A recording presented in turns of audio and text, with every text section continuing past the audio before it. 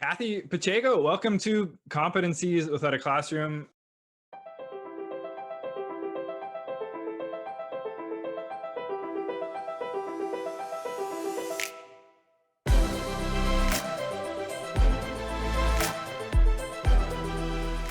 I'm super excited that you're here. You and I have got to get to know each other a little bit the past little while, so I'm super excited for everyone listening to get that same opportunity with you as well. But Kathy, before we jump in to learn a bit more about yourself and the amazing work that you're doing with your students, I'm going to start this conversation with the most important question that you're going to get today. And it's a question that, quite frankly, helps to set a bit of a tone for the rest of the interview. And it's what our listeners, it's what they want an answer to. So, Kathy, when it comes to pineapple on pizza, are you a yes or a no on that one? Definitely not. No. Definitely not. Okay. Kathy, the good news is this is early enough in the conversation for you to win the listeners back, but I like to believe that everyone listening to this is pro pineapple. So, Kathy, win us back. Who are you and what are you doing for work right now? I am a elementary guidance and experiential learning teacher. And so I work in Ontario and I inspire kids and empower them. I like the word empower more than inspire. Yeah, empower is one of my favorite words as well. So let's actually talk about that. You know, as one of the individuals in these types of roles, you get to work with multiple students across multiple different classes and likely schools, I'm guessing as well. So a nice breadth of opportunity to empower a whole range of different students, right? With season one of this podcast, we were focused on working with industry. So talking to CEOs and hiring managers, learning about what 21st century skills, what competencies they're looking for when they're building out their 21st century teams. And we have a pretty good sense of that now after talking to a couple dozen of them. Now we're at the point where we want to work with educators like you because we know that there's really great stuff happening in our classrooms. I just personally believe that those stories, they get siloed because I'm in a privileged opportunity position where I get to talk to educators across North America. So I hear these stories. I'm trying to use this platform to amplify the voice of the educators to allow other teachers to hear those stories and, you know, borrow and steal one of these ideas to bring back to the classroom to, like you just said, empower their students to develop these 21st century skills. So Kathy, what's an example? What's something you've done with your students or seen with your students in the classroom that actually does empower them to develop one of these competencies? Listening to their voice is very, very important and getting as much of it in the classroom as possible. So, for example, one time we had an opportunity to have an Inuit athlete come in and speak to us. So that was great in itself. But I was watching the students react and their excitement coming out of it later on was like, I was shocked. You know, I wasn't expecting this conversation to continue on. So I thought, you know, I have to use this excitement for something. And so we ended up creating a bit of a, you know, on the fly unit that matched a lot of curriculum. And it allowed them to tell me what they wanted to know more about. Yes, the theme was, you know, inspired by this athlete. However, where the conversation went next stunned me because I wasn't expecting that level of depth. Yeah. And frankly, probably would not have planned that level of depth with my students. So hearing from them what excited them and use that as leverage, it really did help me create something more meaningful to them. And it lasted for pretty well the whole year. And so I'm sure that they're still talking about it somehow, but it's getting their voice in.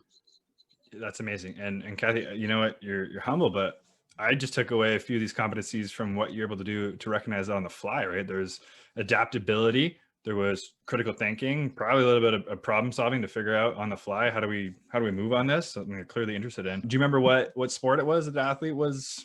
It was a variety of sports. Actually, he was an athlete for the Inuit Games, which allowed, it's a competition, but it teaches life skills. So even though they're competing as a sport, all the little elements of it are elements that allow people to have and maintain their life and livelihood in the North. So even though it's fun, it has a definite impact in survival, and it's based and rooted in survival. That's super interesting. Yeah. I'm gonna have to have them on the next season of this podcast. So Kathy, just to put you on the spot. So I'm a student, I'm in here, you could tell I got really excited about it, and you were quick and adaptable to figure out something to do on the fly. What did you do? So after the fact, the next day or later, was there ever any opportunity to draw something back to that conversation or have them to reflect on it? Or was it kind of a one and done? No, I definitely, I try not to have a one-off because I think, what's the point? Like, sometimes you try something and it fails. And so you think, okay, can I circle back to this in a different way? Maybe I believe in the idea, but I don't, it didn't execute it very well. So you come back to it and approach it from a different way. But what we did actually, I don't even remember how long I took, but I went into the curriculum. And I knew what we were going to be studying in general because, teachers just sort of know the flow of the curriculum. And I thought, well, where can I throw this in? Yeah. Because I know they already have the interest, so I didn't need the hook. They had that. So we started asking questions. I took some curriculum elements out, big ideas, not even small expectations. And I said to them, we're going to use this and we're going to include that in a study of this topic.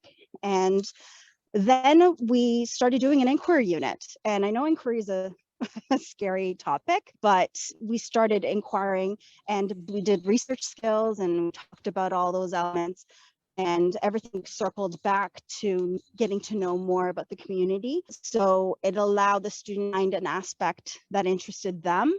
And then I had to go and find the curriculum to match it. Yeah. So instead of planning the full curriculum out, I sort of based it on what they needed at that moment. I had some things in mind that I wanted to do, but some things were totally based on what came out of our conversations throughout the day. Yeah, well, great job recognizing that enthusiasm and being quick on your feet to know to tap back into it moving forward. I mean, teachers are very smart like that. You can find ways to connect the curriculum. That's almost kind of the easier part. It's getting the students hooked like you talked about. So great job kind of connecting both there, right? Actually, such a good job, Kathy, that you've now been promoted to superintendent for the next 10 minutes. So congratulations. But Thank with you. that job, you've been tasked to immediately identify one of these core competencies. So one of these 21st century skills that you need all of your graduating students, so all these grade 12s, they need to display evidence of that one skill in their portfolio in order to graduate. What would that skill be? I think one of the most important things I'd like to see everybody be involved in is leadership through kindness. So I'd like to have everybody exhibit some kind of leadership qualities where they acted and became a leader, whether or not that is a leader to one human being or whether or not it's a leader for the school or a community. It doesn't really matter, but I want to see evidence because everybody can be a leader.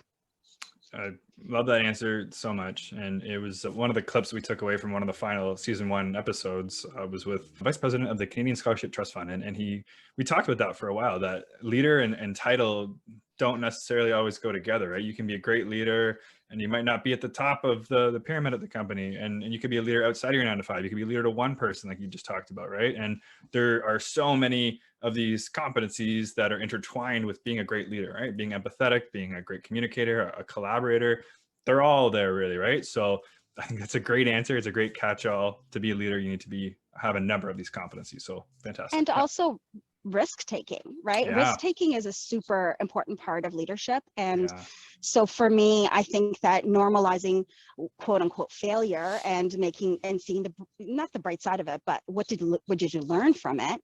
As long as you're able to have those conversations, you're able to foster more risk and calculated risk, but people are more willing to try something new because I don't know what's going to come out of it, right? So that part is important. That becomes part of the culture of the classroom. I love that you said that, and I love that you're talking about with your students. I could go off on a tangent about failure, but I've already done that a few times in this season, so people don't want to hear it again. Thanks, Kathy. So let's finish up with some rapid fire questions for you. Kathy, what's a life skill that you weren't taught in high school, but maybe that you wish that you were? How to believe in my own path. Interesting. What do you mean by believe in your own path? Just believing that the path that you're on is the one for you, and you're your own individual, and whatever happens, it's going to be okay because it's your path. Or right. I think that too often we're directed instead of supported. Okay, that makes a lot of sense. That's a great answer. So you have a billboard, Kathy. It's a very prominent billboard. Everyone's going to see this. You can write one thing on it. What does it say? trust your instincts. I like that. Trust your gut, right? Like, and it kind of goes back to the risk-taking piece that you talked about. At some level, again, it can be a calculated risk, but you just have to go for it, right? Kathy, did you have a favorite class in high school growing up? I loved history and photography. Do you still practice either of those? Are you taking any photos on the side? You know what I do? I still dabble in art, regardless of what it is. You know, I try to do some art all the time and include that as much as possible in whatever I do with students, because it's one of those things that grounds you and allows you to feel free. Yeah, there's a lot of smart people that I've talked to that have that creativity kind of angle somewhere that they still keep up with, because it's, that's actually, those are two really great examples. History, it's a lot of information and at some point memorization and interest in that side of the brain, for example. And then the creativity is the complete kind of the abstract of what am I going to take a photo of today? How can I make that photo better? With history, I'm learning what has happened, right? For me, for history actually wasn't very, my father would always say, oh, history is about memorizing facts. And I don't know that I memorized facts. I understood connections. And it's the connecting of various people and elements and all these things that are happening. And it's understanding that connection. And the facts you can always look up, right? Like, who doesn't look things up? But do you understand why that happened? How the environment was created in order for that thing to happen. That's the part of history that I really enjoyed. That's a super interesting lens to put on it. Then that would make history a lot more interesting. Maybe this is hard to put you on the spot. Was there a certain period of time in history that you thought was maybe more fascinating? Maybe figuring out the why was more fascinating than any other? This is really interesting because I actually started off by, I don't know why I was always connecting to war. And always from the perspective of the soldier, not the general. I don't want to know what those people did. I want to know like the real aspects of these human beings and why did they do that? Why did they go do that? And why were they forced to? And what was the outcome? But then that led me to studying religion, actually, because I wanted to know, so many wars were just beliefs. And especially in like the 17 and 1800s, where people were arguing over things that they're important to them, but I wanted to understand why. Like, how can you start that war over it? So it led to understanding more about religion, and which led to studying about women and their silence in history, which was interesting. That is interesting. I love that you made all those connections. Like you just said, the way they're all intertwining and connected, right? I've had similar thoughts. I went to Catholic schools growing up, and in our high school, we were named the Crusaders. And then like to learn about what the crusade was. Yeah, I get that. And war was always fascinating to me for whatever reason as well. Like I was in an air cadets as a young person, and we're fortunate we got to go to Europe and visit, the beaches in Normandy and a whole bunch of other historical sites like Vimy Ridge. So it's very interesting to put yourself in the mind of the frontline soldier, especially then. Luckily, I don't know if it's the right word, but luckily there's been some very well done movies in recent years that have kind of showcased that, right? Fury just came up on Netflix or something again, then we just watched it. So yeah, very cool. I'll have to check it out. Oh, Fury's a great one. It's like Brad Pitt and a few other guys. I think it's World War II. So Kathy, not a history book, but what's a book that you've read that's had such an impact on you that maybe you wish you would have read it when you were a bit younger? See, here's the thing. I believe that when you're ready to learn your lesson, your teacher appears. And so I could have read any of these books when I was younger. I wouldn't have gotten it because I wasn't ready. But I love The Alchemist by Paulo Coelho.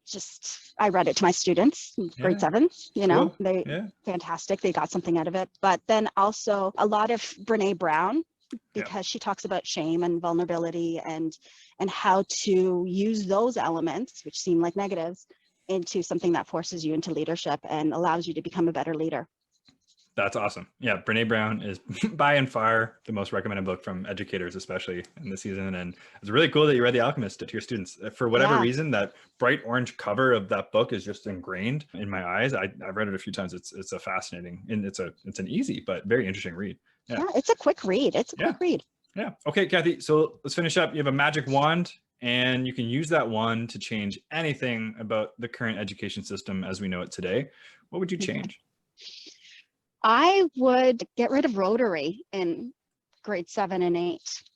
And, you know, because I find, and I used to be a very big fan of it, but I find that it really does limit. And I love the connection between different things. I mean, I can do a math lesson and talk about religion in it, because, you know, we can talk about the thinkers who developed those theories long ago. But I'd also include an element of that in high school, where maybe, let's say, for one unit, you had to partner up with a completely different subject content area and do a unit together. Yeah, so almost like a bit of project-based learning, but just more intentional, right? Yeah. Okay, that's a fantastic answer. One I get behind as well. So Kathy, where can people go to learn a bit more about you if they want to? Well, I'm on Twitter because, you know, Ontario educators live there. Yeah. And so I'm Ms. P Teaches, MSP Teaches. And we'll link to that one in the show notes. Kathy, I hope you enjoy the rest of your walk. And I can't thank you enough for taking the time to talk with us today. So have a fantastic weekend. Thank you. You too.